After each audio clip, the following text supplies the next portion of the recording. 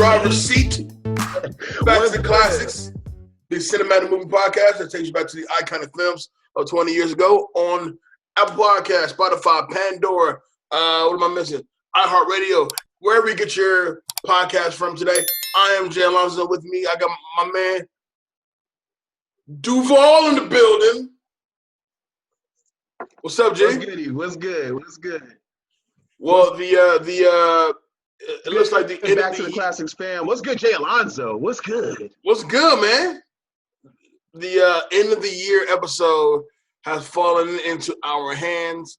It's all good though. You know what I'm saying? We're giving people a good look of what's to come for next year. You know, we're now in our final week of this godforsaken year of 2020.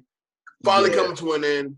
So this show will be, instead of us going back to the classics, we're gonna reflect on 2020. Because there was nothing classic about 2020. There's nothing classic about it at all. But we do have movie reviews to do for you guys today, and then I'm gonna give you my top 10 best movies of 2020. Yes, I do have 10. I had a lot of time on my hands, so I have 10. So, Duval. Along with all the things that have happened in 2020, one of the higher things that have happened in 2020, you're now officially part of Back to the Classics, son. What's going on? Yes, sir. First and foremost, I want to say thank y'all guys for bringing me part of the fam. You guys have definitely made me feel welcome. When you were down, first off, welcome back. I think this is like the first time on camera I'm telling you to welcome back. Right. Welcome back. It's good having you back. Definitely. And I'm glad I got a chance to do this with you. You know what I'm saying? This is our first, tag team situation on camera. It's going to be dope, man. I'm looking forward to 2021. We got some good stuff that we're trying to create, and we're going to get some more content, and we're just going to have fun with this, man. And I'm happy that you guys trusted me enough to put me into the fold so we can get good with the content, get the followers, get everybody on board. You know what I'm saying? Word. And also as well, shout out to Selena Sue. She jumping on the team as well. Shout out to my boy Danger Neff. But yeah, so like he said, we got a lot of stuff coming up for 2021. Cannot wait to get into this new year and really hit it hard. You know what I mean? So, but as far as everything that happened in 2020, obviously with the pandemic, definitely knocking out everything that we knew and loved, but it was a few movies that we wanted to see that we were gung-ho about seeing in 2020. We couldn't see because they all got pushed back to next year or further out down the road. So what was the movie for you that was a L that you feel like you took that you couldn't see this year?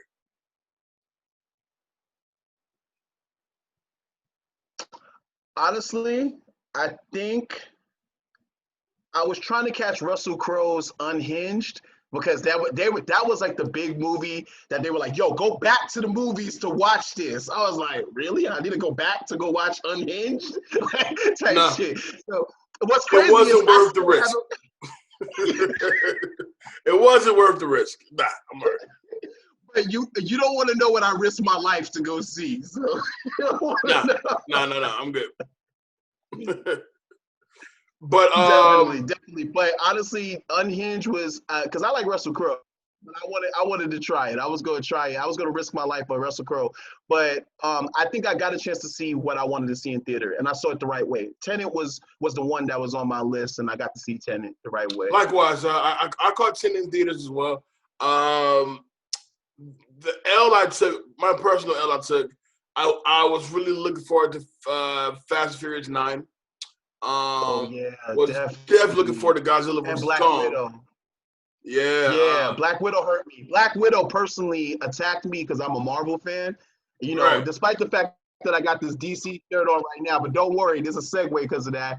The Black Widow hurt me the most that I could not get a chance to see Scarlett Johansson get her just due.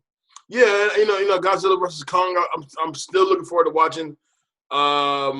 And there's a few movies that got pushed back that I really wanted to see. But going into the new year, they're all been redoed. Then on top of that, we have this weird deal with Warner Brothers and HBO Max. I'm not gonna complain about it. I'm cool with it because you can't convince me to go outside right now. So the fact that we're talking about Wonder Woman 84 later on in the show, and we had the pleasure of watching it at the crib. So I'm good with that. You know what I'm saying? So, but this deal created so much turmoil in the industry. Like, what? You got me fucked up? No. We had a deal, and our deal is our go theater. You saw Christopher Nolan was big mad. He's like, oh man, you're not gonna put my fucking movie on the corner like a hoe. Nolan was mad. Denis Villeneuve was mad. Will Smith is mad. Like, damn. Like, this is how you know that you had this plan and told nobody about it. You just dropped it. Yeah. And that's what hurts the most because you kind of they feel a little betrayed. AMC felt betrayed with the Trolls thing, and now AMC, I don't know how they're feeling now about what just happened with all the Warner Brothers. That's like 21 movies that's going straight to streaming, and obviously it's going to get a theatrical run for the first month as well. But in terms of a business model, but it's day and date. It's also day and date. So I don't know how that's going to affect them on a business level. You know, so that's going to hurt the theaters a little bit. It's gotta have some type of effect. And no lie, when I saw that list of movies coming that day, I was like, "Oh, that's heat! All that's heat." The Denzel joint, little things. Mortal Kombat's coming. Godzilla vs Kong is coming. The Matrix 4 is coming. All money. Judas and the Black Messiah. Yeah. All money. It's crazy. But I feel like it's the changing of the guard. A lot of people are afraid that movie theaters are going to die. I don't think movie theaters are going to die, but I feel like this was a progressive sped it up pretty much. And it's wild too because when you really think about it, you have to still convince people to go back to movies. When this pandemic is all said and done, you have to convince people it's safe to go back. And right now, people ain't. We're Rugrats, you know what I'm saying? It's not safe to go back right now, you know what I'm saying? They not ready, brother. They not ready. It's a wild thing to be a part of. Like, damn, like I want to go, but no, I'm all right. You know what I'm saying? I think I'm okay. I think I'm gonna sit New Mutants out. I said that shit all the way up. I'm like, I'll wait. I'll wait. It's cool. No, it's cool. I'll wait. It's all right. I'll wait. It's cool. It's coming on Disney Plus. I'll be good. Like, it's cool. I can wait. All right. So as far as the other 2020 stuff, take the time out to send our love and our condolences to everybody who was truly affected by the pandemic, as far as losing a job, as far as actually getting sick, as far as anything. Like, you know, we are here for you. What we do with the Beat Network and with the show, try to provide. And I think we did more content this year than we've done since we started. And it's because everybody was at home the whole time. So, you know, old shows like 20 for 20 and FOH and 2 Minute Drill, the show. You know, we did so much stuff this year. We had a lot of content, man. Yeah, and we're only gonna double up from there. You know what I'm saying? But and just to add to what you were saying, it kind of helped you. It was good to get your mind off some things, and those are good. Those were some healthy, beautiful, fun distractions. You know? Yeah, man. Like FOH was just like we're looking forward to bringing that back, and you know, 20 for 20 is 20 for 20, but it's just. We have fun doing that too, you know what I'm saying? But it was just it felt good to be able to bring fresh content every weekend for people. You know, there's just something to do. You know what I'm saying? So we did our part as far as keeping people entertained during the pandemic. So for that, I salute us. You know what I'm saying? And the entire Beat Network crew for sure. And So as far as celebs we've lost this year. We did lose a helpful hand, quite a handy amount of people. We just lost Joe Clark. Shout out to Joe Clark. We just lost Joe Clark, the real Joe Clark. Shout out, may rest in peace. Tiny Zeus Lister, Debo. Liam Michelle. Of course, the one that shocked everybody was the loss of Chadwick Boseman. Boseman. That one still hurts when you really think about it. We lost Sean Connery. We lost Sean Connery this year. Yeah, we lost, man, so many people, man. Rivera, what was that? Big Sean's ex from Glee. Naya Rivera, yeah. Naya Rivera was a major one.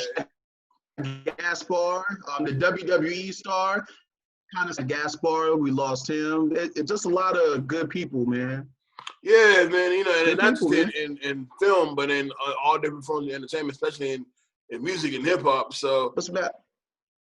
You know, so you know, it's something that we couldn't stop from happening, but at the same time, we all felt it as a community. So on behalf of the Back to Class community, on behalf of the Center folks, we bid you all farewell.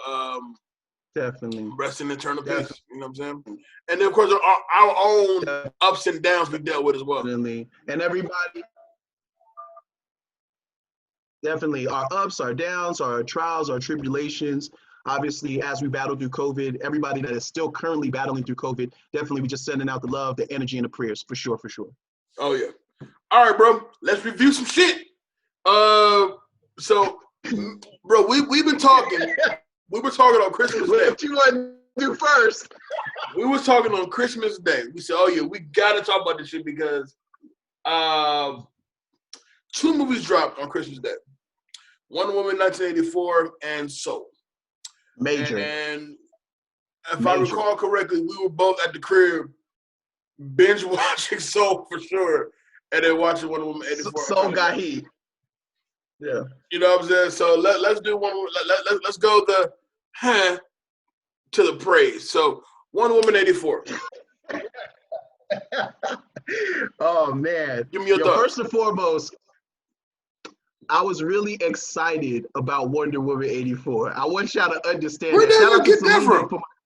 Yo, first off, Selena bought me this as a Christmas gift. Shout out to Selena. Yo, but I think I was ready for this sequel. I was very ready for this sequel. I was wanting to see where her character was gonna go. They announced Cheetah. That's a major villain in her rogue gallery, even though the origins of Cheetah is a little shaky because there's been several Cheetahs. I was still looking forward. And Kristen Wiig, just the announcement of everything that was happening with this film, it's going to be set in 84. Kristen Wiig is going to be the Cheetah. You were hyped. But honestly, it failed to meet the expectation that I set for it. And I scored it at a man. It got a man rated for me. And there's a lot of factors that come with that. And it's kind of sad, but I'm also used to it when it comes to DC superhero cinema. I'm used to being let down. And it fell into what you like to call the sophomore jinx. They tried to go in for the sequel and they tried to aim big and they came up small. And the one that killed them is that they decided to go backwards. And that was the issue. For me, okay, so I can't say that the movie is trash. It's not trash. No, but it's also not very good either. You know, like for me, I happen to really enjoy the first Wonder Woman. I thought Wonder Woman was the DC movie to save the DC universe, in my opinion, because Justice League was trash, BVS was trash, Suicide Squad was definitely trash. So you know, I enjoyed Aquaman for what it was. I love Shazam for sure. But as far as like that big tentpole movie, I thought Wonder Woman, the first one was that one. Going to this one, while I like, even though it's not modern days, it's set in the 80s, but I do like something a bit more current. Like I don't mind being set way back when the World War II era or whatever, and that's fine. But I like something a bit more current. That's why I'm glad that when they announced Wonder Woman 3, it's gonna be current day. I said, cool, let's do that. And guess what? They announced it quick too. They had to make sure that we were still on board. They announced it that day. Yeah, they said don't trip. No, chill. I got you. Don't even worry about it. I got you. But I thought once again Gal Gadot kills it as Wonder Woman again. As somebody who had zero expectations of what she could do with that character, she kills him once again in this movie.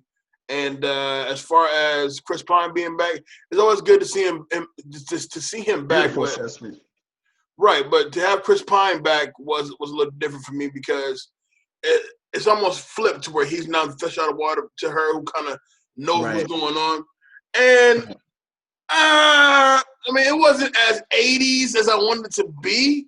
It's 80s. It's bleeding 80s, but it's not. But it's not 80s as fuck. No, it's not super 80s though. And like, nah, I don't buy that shit. You know, so. But like this needed a script. This needed like Pfizer, or it needed like one of those 80s consultants that would just come in and go, "This is 84. This is 1984. This is 1984. We'll put those arcade games over there." Exactly. Yeah, like they just missed that. They missed that connective tissue to connect it. And once you put that in the title, that's the type of movie we're expecting to walk into. And the 1984 took a back seat to whatever the plan was, the ultimate plan to make this Superman 2, Superman 3, and Superman 4 all in the same movie, because that's what this movie is. It's literally saying, yo, remember when DC used to make all those 80 movies with Christopher Reeves? You remember? I like that. You remember? Yeah, you remember that? You remember that? This is what we're going to do for y'all for this one. So in a way, they did give you continuity because it captured the tone of the 80s DC movies. They did that. I don't know if people wanted that, though. That's the problem. That's why this is going to get mixed reviews. Right. You literally told us, hey, we're going to go backwards to 1984. Okay, but we're really going to go backwards. We're going to have cheesy action, cheesy dialogue. We're going to have a cheesy villain. We're going to have cheesy villain motivation, and we're going to have a cheesy execution. Boom. I can't call Pedro Pascal cheesy. He's cheesy. Oh, he's hamming it up. But for what they gave him, I dug it. I dug it a lot. To the point where I don't think we really needed Cheetah. My bad. He was. No, oh man, poor Cheetah. Not only did she take a back seat, but she's really a secondary villain there because Wonder Woman needed somebody to fucking punch. Because you ain't had no action. If you punched out Max Lord, you kill him. He was dead. You kill him. You know what I'm saying? But, definitely. But okay, so all in all, what's your score? If I had to score the movie after further review, after further analysis, we've had personal talks about the film. I've ripped this movie to shreds, but I also want to praise the movie for at least taking that stride to say, yo, you know what? We know what we're about to do. People want to literally give them kind of a cheesier Carter fam, and we're going to pay homage to the old superhero films of the past, and we're going to still try to give you an evolution for Gal Gadot. I'm going to go ahead and give it a 6.5. And it's not going to go past a 6.5 because I don't want to say it's a bad film because it's not, but it's not necessarily a good film. And it definitely failed to reach the expectation that the first one set up. And I don't want to compare it to the first one because the first one's an origin story. Right. And the origin story has to go hard.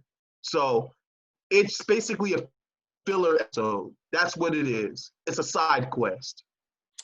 I'm going to say it's entirely too long. That's it for me. It's entirely too long. Entirely.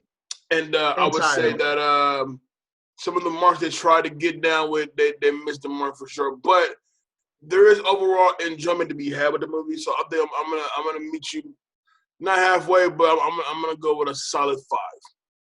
Good. You know what? I appreciate that solid 5 because I'm now seeing this movie. It's getting ripped to shreds, but it's not getting ripped to shreds for the same reasons that I'm ripping it to shreds. Like there's a lot of people that wanted a lot of action out of this movie. A lot of action doesn't necessarily make a better movie, but that action is what is needed to keep us involved. Right. You need something to keep us involved. If you're going to give us an hour and a half worth of plot, I need to see Wonder Woman more than 3 times. I need to see Wonder Woman doing more Wonder Woman things.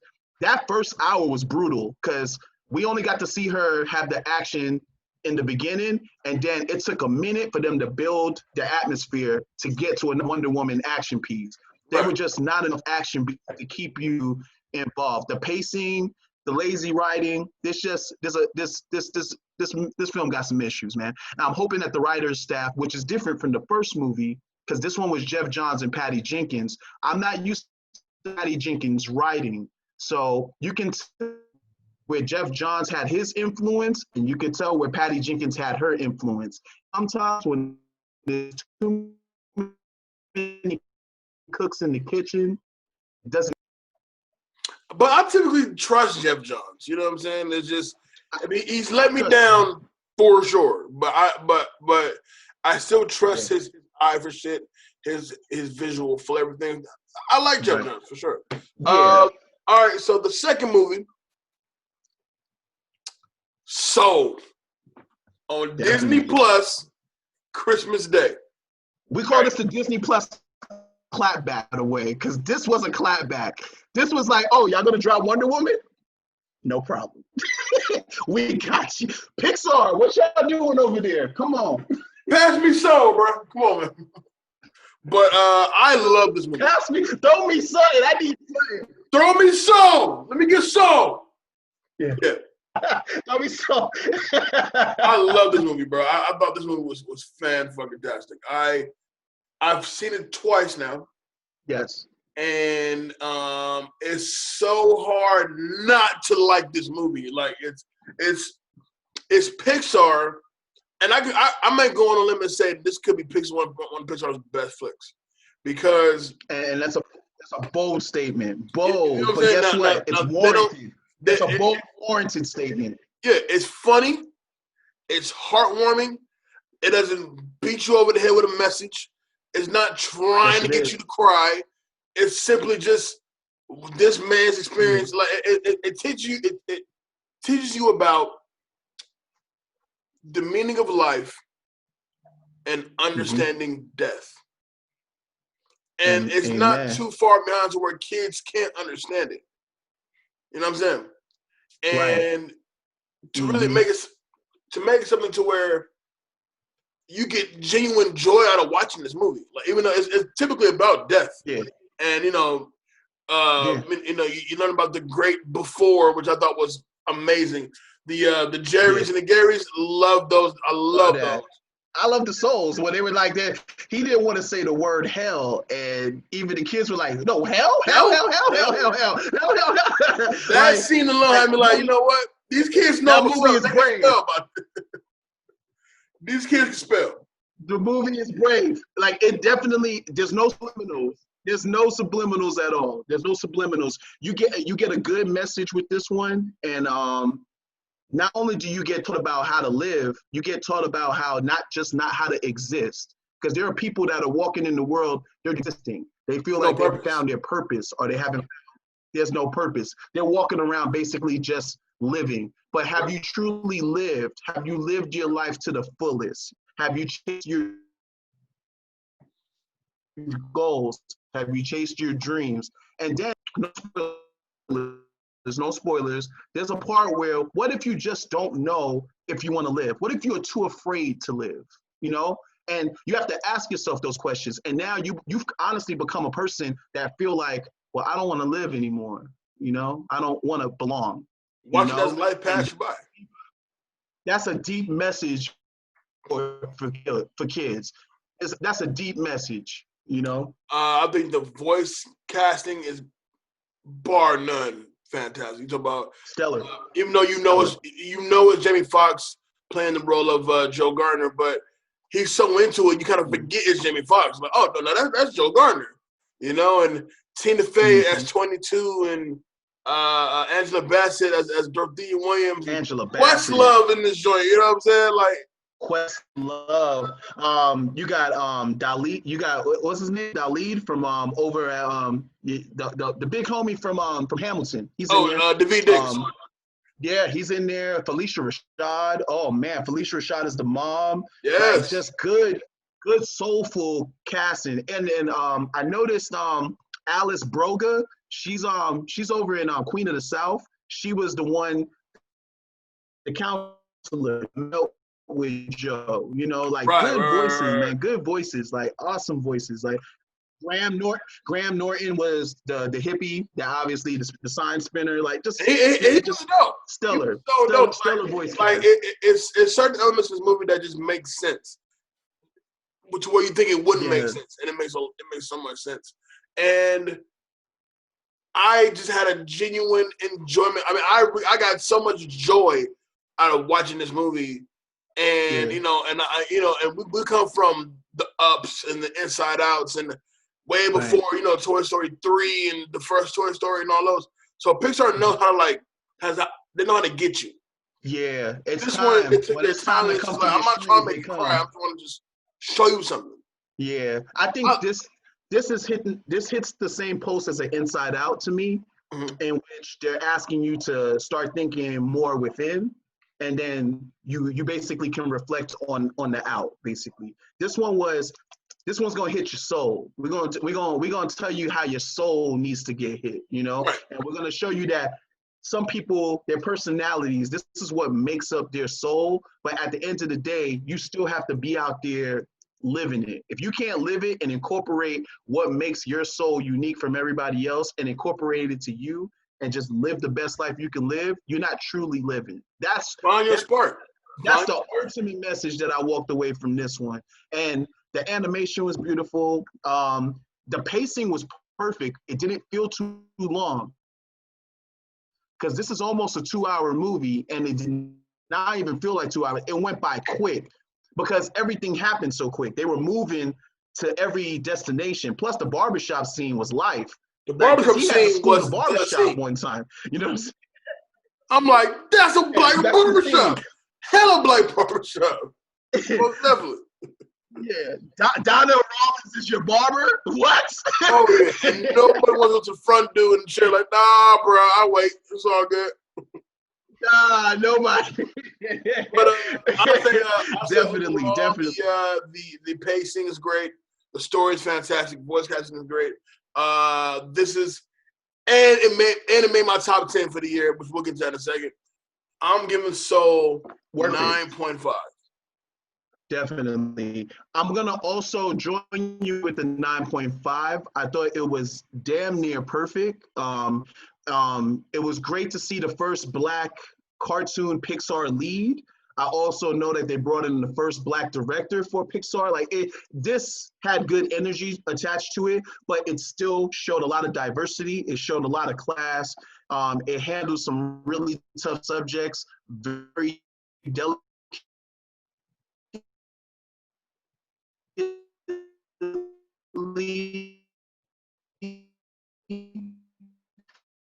And it dropped some really nice gems on you and some good dope messages that went to a lot of kids.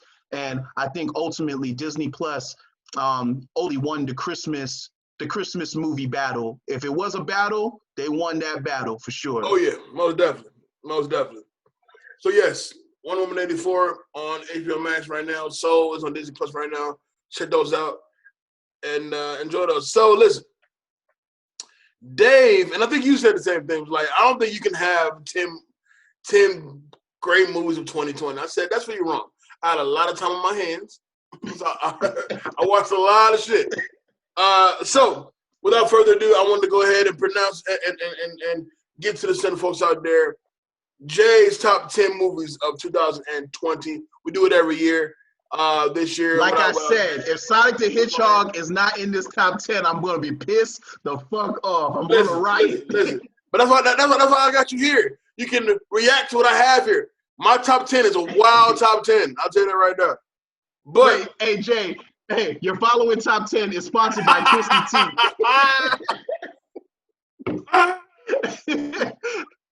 All right, now I'm ready. So real quick, I'm gonna do honorable mentions first. Honorable mentions. I'm gonna do a documentary called Time on Amazon Prime. Fantastic documentary about a wife's struggle to get her husband free from jail after serving 20 years. Fantastic documentary. Also on The Rocks with Bill Murray and Rashida Jones and Marlon Wayans.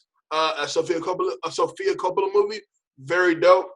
And lastly, I'm gonna do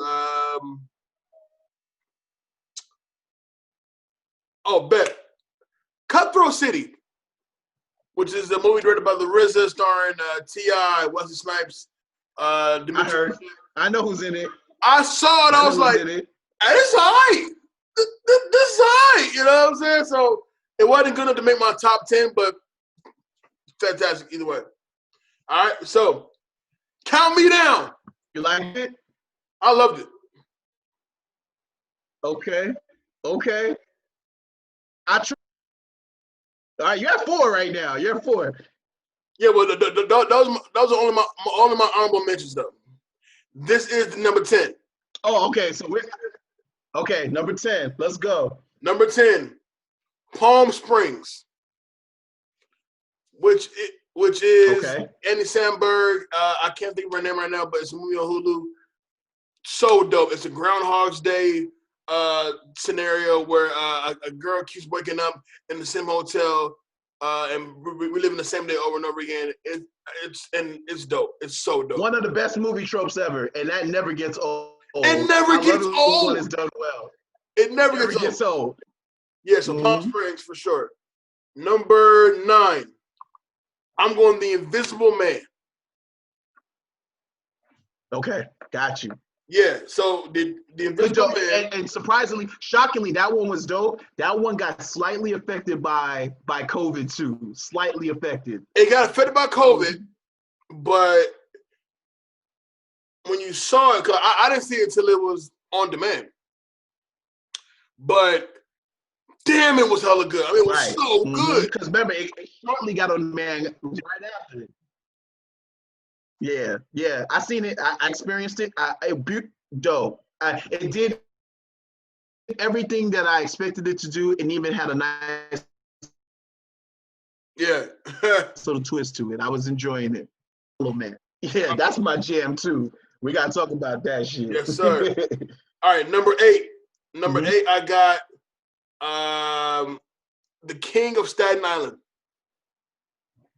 Okay, this is a bold one. It's bold because Judd Apatow. Yeah, I tapped in. It was funny, yo. It's funny. Bill Burr's my guy.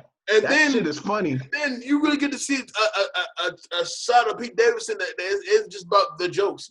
It's his story. He kills it in this role for sure. So yeah. Love the movie. He funny. He had a long journey. That's all I'm gonna say. A very personal journey. Yeah. Long journey. All right. I'm at number 7. Number 7. Yep, I'm gonna tell you number 7 is gonna be Ma Rainey's Black Bottom. Okay. Now, have you seen it? I have seen it, and I'm just gonna let you know. This one's high on my list. So I'm eager to know what you got beat in this one, but it's definitely in top 10. Netflix continue to always put out good movies, man, on the low key. And considering that, is this Chadwick's last one?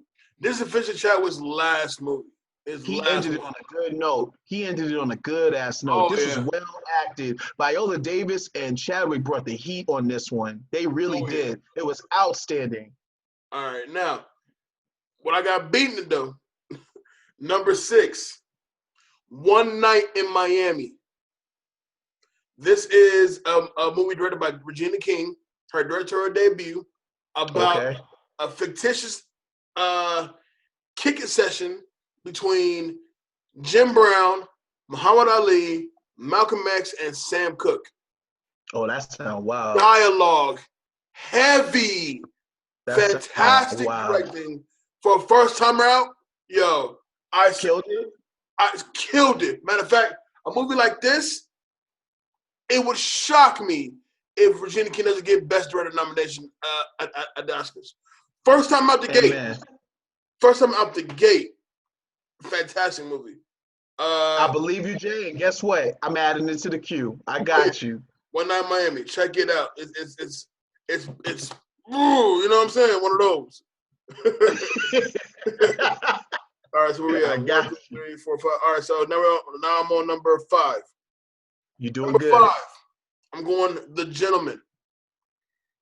Guy Ritchie. Matthew McConaughey. Guy Ritchie killed it. Charlie Hunnam. The cast list is crazy. The story is crazy. Love the movie, man. The movie is so dope. The movie is so dope. And then it was a good thing for me because I felt like Guy Ritchie was kind of on a slump, and then he came back with some. Even though I dug Aladdin, I did dig Aladdin for sure. I'm still asking why he directed Aladdin. Actually, I'm still asking questions. Like, I saw it. Yeah, but other than that, though, his Aladdin was good. I actually liked Aladdin. I really did. I enjoyed Aladdin.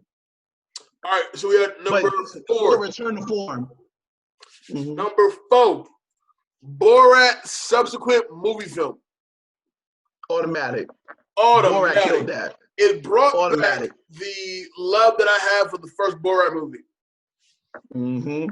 And for a shtick that is supposed to be kind of played out now, it ain't played out. Cohen makes it a way to still make it be good, make it like still be shocking and still be funny as hell. You know what I'm saying? We needed Borat. We a lot of people didn't know, but we needed Borat to come back, and he came back at the perfect time. Oh yeah, 100%. 100%. Came back at the perfect time. We needed. Shout out to Rudy Giuliani. Yo, Giuliani gave me the best third act ever. I'm like, oh yeah, I love it. Shout out to my boy Drip Drop. Drip Drop is disgusting in that movie. All right, number 3. The Trial of the Chicago 7. Another Sacha Baron Cohen joint, directed by Aaron Sorkin, written by Aaron Sorkin. Another stellar cast with Eddie Redmayne, Yahya Abdul-Mateen. Oh man, Joseph Gordon-Levitt's in it, and the judge in this movie, played by Frank Langella. The judge makes for the worst, vile, disgusting villain in the movie that does nothing except bangs the gavel and yells at people. But he's such a horrible person. I'm sorry, did you say the judge was Frank Langella? Frank Langella plays the judge. Skeletor? Skeletor. That nigga? Yeah. That's a good actor right there. I believe you. But check it out though. The trial of the Chicago 7 is insane. Insane. I believe you, sir. I'm adding that one to the list. Number 3. Number 2. Soul. Soul makes sense. You know why Soul's good. We just said why Soul was good. Soul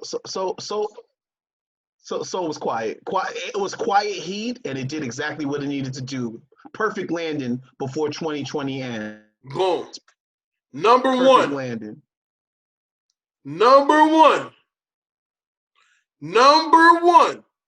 Hold up, let me sip. Sip on it. My favorite movie of 2020, The Five Bloods. Okay. Done. Now, in my opinion, even though Ma Rainey's chat was like official final movie, it's up there. The Five Bloods. Dear Lord, I mean, it's funny, it's heartbreaking. Delroy Lindo needs to get an Oscar nomination, or I'm burning this bitch. Well overdue.